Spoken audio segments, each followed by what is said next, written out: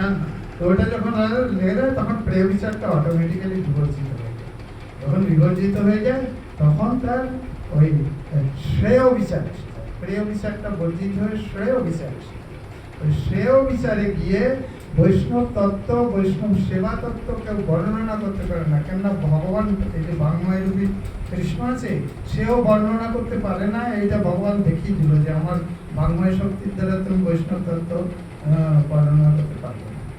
ভগবান বাংময় শক্তিটা, এটা কৃষ্ণ তো স্বয়ং কৃষ্ণ, তো স্বয়ং কৃষ্ণ হলেও এটা বিশেষ তত্ত্ব। তিনি বুঝিয়ে দিচ্ছেন যে আমার বাংময় শক্তিরও একটা ক্ষমতা নেই বৈষ্ণব তত্ত্ব যে সে বর্ণনা করতে, এটা অসম্ভব। তো সেই জন্য এই বাংময় শক্তিতে বৈষ্ণব তত্ত্ব বর্ণিত হয় না। ওটা বৈষ্ণবের সঙ্গ করলে ওই ব্যাস শক্তির দ্বারা ওটা ওই হৃদয়ে গিয়ে ওটাকে প্রিন্ট করবে, পার্মানেন্ট ইঙ্কের প্রিন্ট হয়ে যায়। ও আপনি ছাড়াতে পারবেন না, যার হয়েছে সে জানে, ছাড়াতে পারবেন না। ছাড়াতে গেলে প্রিন্টের কাগজ থেকে যদি আপনি ওটা মুছতে চান, ওই কাগজটাই শেষ হয়ে যাবে।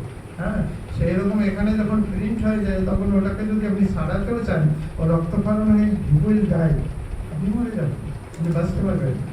তো সেই রকম একটা ব্যাপার আছে। এটা হলো বৈষ্ণব, এটা বৈষ্ণব ছাড়া কেউ করতে পারে। ভগবান বৈষ্ণবকে এমন করে রেখেছে, একমাত্র বৈষ্ণব করতে পারে।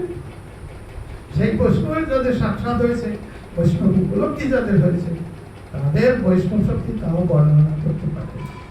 ওই উপলব্ধি করে যা অনুভব করে, ওই অনুভবটা কিভাবে আসে না, কৃষ্ণের থেকে গুরু শক্তি। গুরু শক্তির জন্য ব্যাস পূজা হয়, গুরু পূজার দিন ব্যাস পূজা হয়। আমাদের ব্যাস পূজার লাস্ট স্টেশন হলো প্রভুপাদ।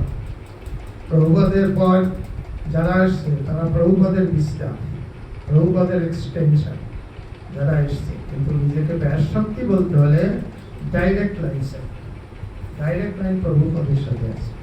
তার সাথে আমাদের এই সাধুগণের লাইন আছে। ওটা যেমন ট্রান্সমিটার থেকে বিভিন্ন জায়গায় লাইন প্রভুপাদের ব্যাস শক্তি। সেই প্রভুপাদের যে ব্যাস পূজা হয়, সেই ব্যাস পূজাতে অংশগ্রহণ করে না, এরকম আছে অনেকে, আমরা দেখি তো, খুব দুঃখ হয়।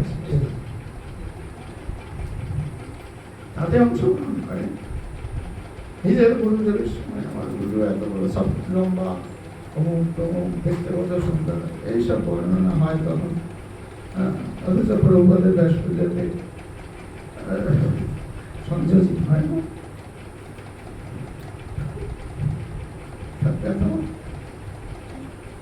এরা এত পড়াশোনা করে, এত কিছু করে, কি সুন্দর এটা বুঝতে পারি।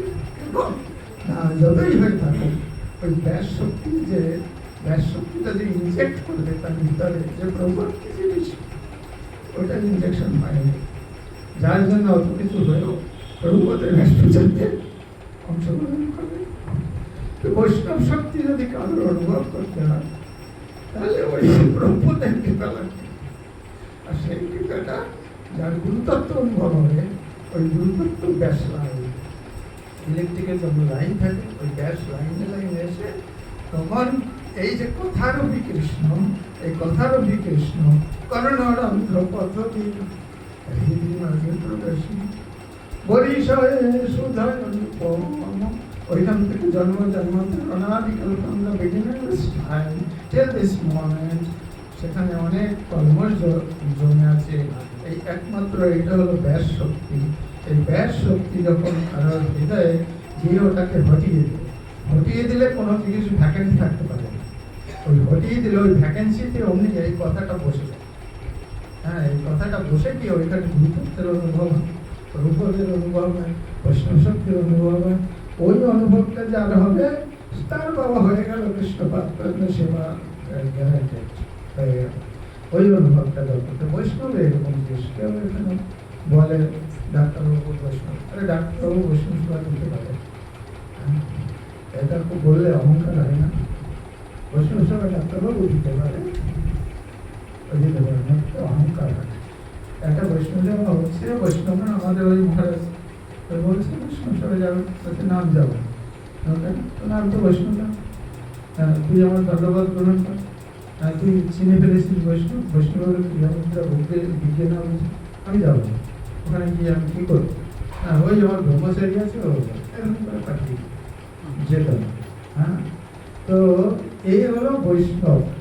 এখন ওইটা এই ভাষায় যাই বলা হোক না কেন বৈষ্ণব তত্ত্ব বর্ণিত হবে, ওটা অনুভবের বিষয় এবং সেই অনুভবটা ওই গ্যাস লাইনের মাধ্যমে ওই গুরুতত্ত্বের মাধ্যমে কারোর হৃদয়ে এসে প্রবেশ করে। ধনসা কল্পতরু প্রভা সুন্দর পতিতানাং পাবনাং বৈষ্ণব।